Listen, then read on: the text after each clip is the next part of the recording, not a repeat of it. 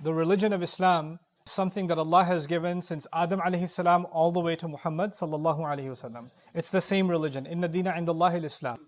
And when Allah described, for example, the Israelites, the people before us, people usually consider them Jews or the Jewish faith, it's a different religion. But actually the original sons of Israel, they said, وَنَحْنُ لَهُ مُسْلِمُونَ, that we are Muslim only before Allah. Those were words that came from them in the Quran. And later on in the Quran, we said, نَحْنُ لَهُ مُسْلِمُونَ, we are Muslim before Allah. Meaning the religion that they had is no different, it's the source is the same as ourselves. And that ayah that describes our religion as Islam goes from Ibrahim. مَا أُنزِلَ عَلَى إِبْرَاهِيمَ وَإِسْمَعِيلَ وَإِسْحَاقَ وَيَعْقُوبَ وَالْأَسْبَاطِ وَمَا أُوتِيَ مُوسَى وَعِيسَى وَالنَّبِيُّونَ مِنْ رَبِّهِمْ. All the prophets, everybody has always had Islam. Now why am I bringing that up? Because of course there are differences.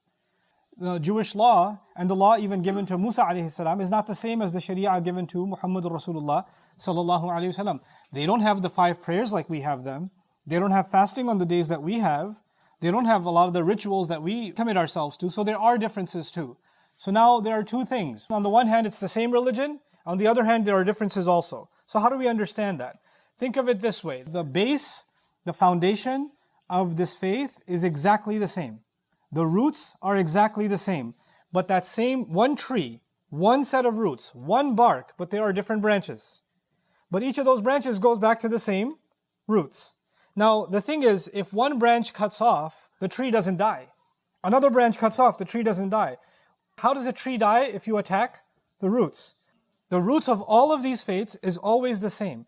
There are some principles, some values that Allah has always expected from all human beings, and those are the common denominator. That's what brings, whether you take this fruit from this tree, or this fruit or that fruit, all of those fruits still belong to the same tree, because they were all fed by the same roots, you understand?